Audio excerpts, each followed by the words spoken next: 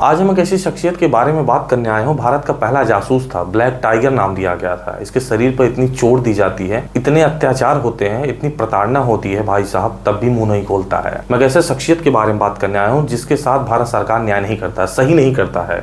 इस कहानी को अंत तक सुनेंगे ना तो आप जरूर कहेंगे यार सही नहीं किया गया था इस व्यक्ति के साथ। भारत का पहला जासूस था, पहला आदमी ऐसा था जिस तरीके से काम किया ना भैया, सैल्यूट करने वाली बात है। इस कहानी को सुनने के बाद आप जरूर न्याय करिएगा, कमेंट जरूर करिएगा कि हाँ भारत सरकार ने सही किया था या गलत किया था। चलिए प्रसंग पर आते हैं, शुरू करते हैं। जय हिंद, नमस्कार, सत श्री अकाल। मेरा नाम देवेश मिश्रा है। आज हम बात करने आए हैं रविंद्र कौशिक के बारे में, जिसे आप भारत का पहला जासूस कह सकते हैं। भाई साहब ब्लैक टाइगर था, ऐसा उपाधि दिया गया था। रविंद्र कौशिक का जन्म राजस्थान में होता है सन 11 अप्रैल 1952 को। हाँ, श्री गंगानगर में एक स्थान है। इनके पिता वायुसेना में अधिकारी होते हैं, JM कौशिक नाम था। इनकी माता गृहिणी होती हैं, घर वगैरह का काम करती हैं। इधर रविंद्र कौशिक की पढ़ाई चल रही होती है बिहानी PG कॉलेज में, वहीं श्री गंगानगर में है, आज भी है।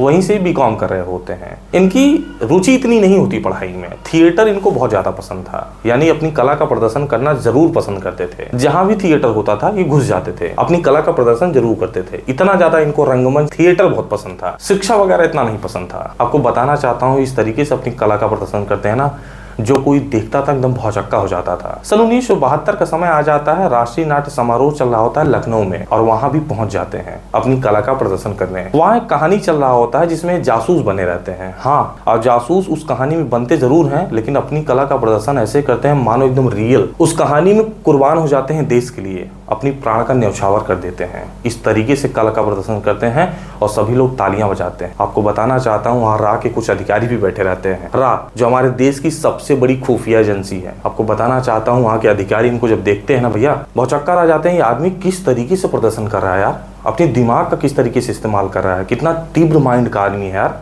और किस तरीके से इस कहानी में जासूसी का कार्य कर रहा है, और जासूसी का कार्य करते करते अपने प्राण को न्यौछावर कर दे रहा है बिना एक मिनट सोचे हुए। रा के अधिकारी भी तालियां पीटते हैं रविंद्र कौशिक के लिए। रविंद्र कौशिक का दिल एकदम चौड़ा हो जाता है। रा के अधिकारी सोचते हैं कि मुझे रविंद्र कौशिक से मिलना है, मिलने भी जाते हैं। रविंद्र कौशिक से मिलने के बाद रा के अधिकारी ऑफर करते हैं, क्या आप भारत के एजेंट के तौर पर आप काम करेंगे, पाकिस्तान जाएंगे, मेरे लिए जाएंगे आप। रविंद्र कौशिक की उम्र मात्र 21 साल थी उस समय, 1972-73 में। रविंद्र कौशिक एकदम तैयार हो जाते हैं, बिना हिचकिचाए अपनी जान जोखिम में डालते हुए, सोचिए बिना सोचे समझे बोल देते हैं, हाँ मैं तैयार हूँ, चलिए मुझे ले चलिए। 1973 में अपनी BCom की डिग्री को पूरा कर लेते हैं। पूरा करने के बाद दिल्ली पहुंच जाते हैं, जहां रा का कैंप वगैरह होता है और प्रशिक्षण शुरू हो जाता है।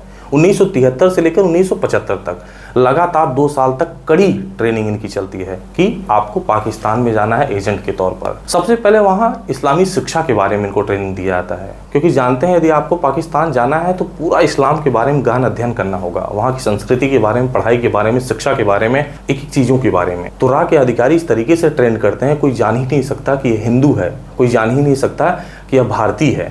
इस तरीके से ट्रेन करते हैं रविंद्र कौशिक को। इसके बाद उर्दू और पंजाबी भी सिखाते हैं, इस कदर सिखाते हैं वहाँ के प्रोफेसर नहीं बोल सकते हैं। आपको बताना चाहता हूँ, रा के अधिकारी इतना ज़्यादा ट्रेन कर देते हैं रविंद्र कौशिक को, क्योंकि पाकिस्तान की जो मूल भाषा है सबसे पहले उर्दू है, उसके बाद पंजाबी सबसे ज़्यादा बोली जाती है, ये 2 भाषा। इतना ज़्यादा ट्रेंड रविंद्र कौशिक को कर भी देते हैं। उसके बाद पाकिस्तान की संस्कृति के बारे में बताते हैं। अब तक इस्लामी शिक्षा के बारे में बताए थे, अब पाकिस्तान की संस्कृति के बारे में बताते हैं, कैसे कैसे त्यौहार मनाया जाता है, किस तरीके से आपको नमाज पढ़ा जाता है, वगैरह वगैरह सारी चीज़ों से एकदम ट्रेंड कर देते हैं। वहाँ की आर्थिक, सामाजिक और सांस्कृतिक स्थितियों से एकदम ट्रेंड कर देते हैं, वाकिफ करा देते हैं।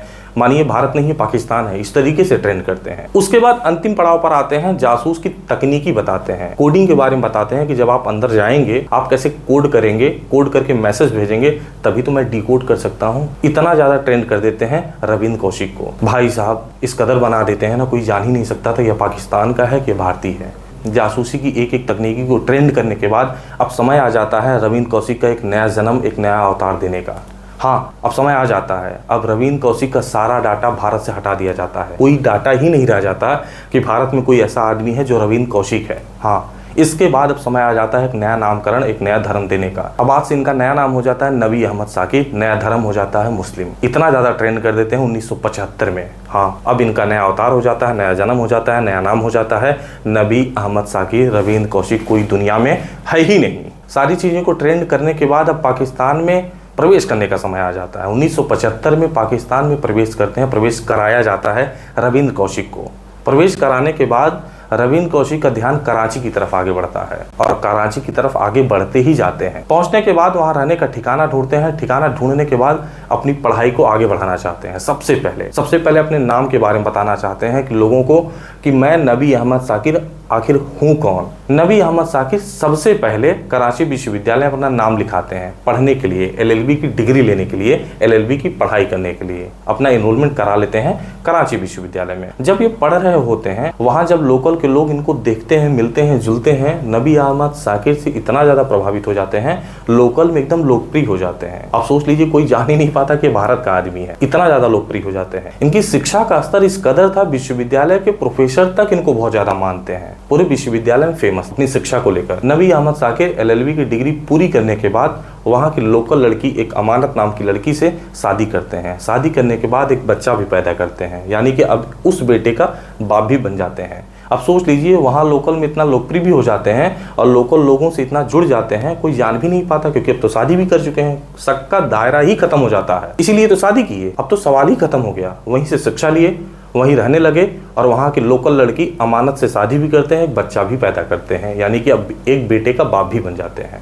अब समय आ जाता है 1979 का और अपनी मिशन की तरफ लग जाते हैं। पढ़ाई पूरी करने के बाद, एलएलबी की डिग्री लेने के बाद सबसे पहले पाकिस्तान की मिलिट्री ज्वाइन करते हैं, वहां का एग्जाम क्रैक करते हैं पहली बार में। अब पाकिस्तान की मिलिट्री में ज्वाइन भी हो जाते हैं। सोचिए यार, ये इत्तेफाक नहीं, सच्ची कहानी है यार, ये काल्पनिक कहानी नहीं, एकदम वास्तविक कहानी है। मिलिट्री की एग्जाम पास करने के बाद वहां पर सबसे पहले क्लर्क के तौर पर ज्वाइनिंग ले लेते हैं, अपनी ड्यूटी करना शुरू कर देते हैं और धीरे धीरे इस कदर आगे तक जाते हैं, कई सोर्स और स्रोतों के माध्यम से पता चलता है कि मेजर रैंक तक गए थे, वहां पर भी अपना छाप छोड़े। और जब 1979 से लेकर 1983 तक पाकिस्तान की मिलिट्री में थे, आपको बताना चाहता हूं, लगभग 20,000 भारतीय सैनिकों को बचाए, क्योंकि वहां से इनपुट देते थे और उसी तरीके से भारतीय सेना जवाबी कार्रवाई करती थी। जब रा के अधिकारियों को अपनी बात बताते थे वहां से डाटा इकट्ठा करके, तो उसी तरीके से रा के अधिकारी भारतीय सेना को इनपुट देते थे और उसके बाद उसी तरीके से जवाबी कार्रवाई करते थी भारतीय सेना। ऐसा कहा गया है, मिशन टू पाकिस्तान एक किताब, उसमें साफ साफ बताया गया है, लगभग 20,000 से ज्यादा सैनिकों की रक्षा किए थे। कौन? नबी अहमद साकिर। कौन? रवीन कौशिक। इन्हीं की वजह से लगभग 20,000 भारतीय सैनिक बचाए गए थे। यह बात मिशन टू पाकिस्तान की किताब में बताया गया है। 1979 से लेकर 1983 तक ऐसा काम करते हैं, नाम रोशन कर देते हैं। इसी दरमियान भारत की तरफ से इनको जानते हैं बहुत बड़ा उपाधि दिया जाता है। तत्कालीन गृह मंत्री इनको उपाधि देते हैं ब्लैक टाइगर का। इंदिरा गांधी का उस समय कार्यकाल चल रहा था, लोग कहते हैं उनके इशारों पर ऐसा प्रशस्ति पत्र दिया गया। रवीन कौशिक को ब्लैक टाइगर की उपाधि दी गई, प्रशस्ति पत्र दिया गया। इतना बड़ा नाम हो गया था। भारत का पहला जासूस थे भैया, अपने आप में अद्वितीय कार्य होता है।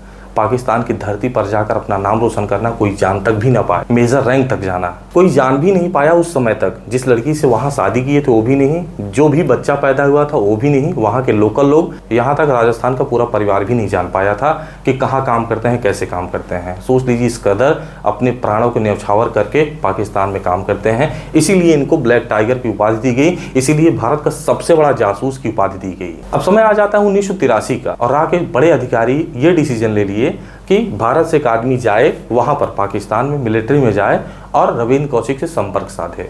अब यही गलत निर्णय होता है। उनकी जिंदगी का सबसे बड़ा टर्निंग पॉइंट 1983 का होता है और सबसे बड़ी गलती करते हैं रा के अधिकारी। सिर्फ इनकी ही गलती की वजह से अब सोच लीजिए आगे क्या होने वाला है, सबसे बड़ा चेंज होने वाला है। 1983 में रा के अधिकारी डिसीजन ले लेते हैं और यहाँ से एक इनायत नाम का आदमी भेजते हैं पाकिस्तान में। और वहां पहुंचते पहुंचते रवीन कौशिक तक पहुंचते पहुंचते वह व्यक्ति पकड़ा जाता है। पकड़ने के बाद वहां की मिलिट्री और लोकल पुलिस वो हाल करती है इनायत के साथ ना भैया, एकदम सब बकर देते हैं, सब उगल देते हैं। उगलने के बाद क्या होगा जानते हैं? इनायत की जिंदगी तो खत्म ही खत्म, रवीन कौशिक का क्या हाल होगा। रवीन कौशिक पकड़े जाते हैं। पकड़ने के बाद 1983 से लेकर 1985 तक लगातार 2 साल तक इतनी प्रताड़ना करते हैं ना भाई साहब रवीन कौशिक के साथ। यार इतनी प्रताड़ना करते हैं, ऐसा कुछ बचा ही नहीं था जो उनके साथ ना किया गया हो। यार शरीर पे इतने चोट और घाव दिए गए थे, पूछिए नहीं यार, मैं इस वीडियो में आपको बता नहीं सकता हूँ। 2 साल तक लगातार ऐसा करते रहे। 1985 में पाकिस्तान की अदालत फांसी की सजा सुनाती है। हाँ, बाद में बदल कर उम्र कैद की सजा में बदल दिया जाता है। अब इसके बाद इनको जेलों में रखा जाता है और पाकिस्तान का ऐसा कोई जेल नहीं छोड़ा जाता जहां उनको रखा ना जाता। ऐसी ऐसी गंदी जेलों में रखा जाता, कोई बचा ही नहीं था। और खाना पूछिए नहीं, एकदम सड़ा गला खाना। ये हवा नहीं बता रहा हूँ वीडियो में, पानी तक नहीं नसीब होता था। इतनी प्रताड़ना होती थी उनके शरीर के साथ, फिर से बता रहा हूँ, रोंगटे खड़े हो जाएंगे। उनको टीबी की बीमारी हो जाती है, कोई दवा दर्पण नहीं दिया जाता था, उनको लेटने तक बिस्तर नहीं दिया जाता था, फेंक दिया जाता था। इस कदर पूछिए नहीं। 1985 के बाद लगातार दर साल झेलते रहे। इधर राजस्थान में इनके भाई हुआ करते थे राकेश कौशिक, बार बार हाथ जोड़ रहे थे, भारत सरकार से मिलना चाहते हैं कि मेरे भाई को बचा लीजिए, रविंद्र कौशिक को बचा लीजिए, भारत के लिए प्राण न्यौछावर कर रहे हैं, अब किसी तरीके से वहां से निकाल लीजिए। लेकिन भारत सरकार कुछ इनिशिएटिव नहीं लेती है और कुछ भी नहीं होता है यार। साल ऐसे ही बीतता रहता है। 1985 के बाद 86, 87, 88, 89, 90, 91, 92, सन 2001 का समय आ जाता है। भारत सरकार कुछ नहीं करती है। राकेश कौशिक एकदम परेशान रहते हैं, उनकी माँ अत्यधिक परेशान रहती है कि मैं अंतिम समय में जाते जाते, भगवान के घर जाते जाते एक बार अपने बेटे को देखना चाहती हूँ। लेकिन 2001 का जब समय आ जाता है, 49 साल की उम्र में सन 2001 में अंतिम सांस लेते हैं रविंद्र कौशिक और हम सबके बीच से चले जाते हैं। उनकी मां निहारती रहती है लेकिन कुछ भी नहीं होता है। राकेश कौशिक, उनके भाई परेशान होते रहते हैं लेकिन कुछ भी नहीं होता है। फिर से बता रहा हूँ, अंतिम समय वही होता है सन 2001 का। 49 साल की उम्र में भारत सरकार कुछ भी नहीं करती है, चले जाते हैं हम सबके बीच से। उनकी माँ भी चाहती थी कि मैं रविंद्र कौशिक से मिल लूँ, लेकिन ऐसा नहीं होता है। सन 2006 में उनकी माँ की भी मृत्यु हो जाती है और वो भी चली जाती हैं। उनके मिलने की उम्मीदें सन 2001 में ही खत्म हो जाती हैं। आपको बताना चाहता हूँ, फिल्म भी बना था भारत में, एक था टाइगर, शायद उनको क्रेडिट भी नहीं मिला था, मिलना चाहिए था। शायद वो सारी चीज़ें मिलनी चाहिए थी जिनके वे हकदार थे, मिलना चाहिए था, ऐसा होना चाहिए था। लेकिन अब ये कहानी सुनने के बाद आपको क्या लगा कि भारत सरकार ने न्याय किया था? एक बार गूगल कर लीजिए, क्या एक था टाइगर जो फिल्म बनी थी, क्या न्याय किया था रविंद्र कौशिक के साथ? आप मुझे ज़रूर बताइए कमेंट में, कमेंट बॉक्स करके। भारत का एक ऐसा जासूस, जो पहला जासूस इतना बड़ा कारनामा करता है, लगभग 20,000 से ज़्यादा सैनिकों की रक्षा करता है, अपने प्राणों का न्यौछावर कर देता है जब खेलने और कूदने की उम्र होती है। मात्र 21 साल की उम्र में यह डिसीजन ले लेता है कि मुझे रा के लिए काम करना है, देश के लिए काम करना है। 23 साल में रा को ज्वाइन कर लेता है, अपने माँ बाप और देश दुनिया को छोड़ के चला जाता है। मात्र 49 साल की उम्र में मृत्यु हो जाती है। क्या न्याय हुआ रविंद्र कौशिक के साथ? मुझे ज़रूर बताइएगा।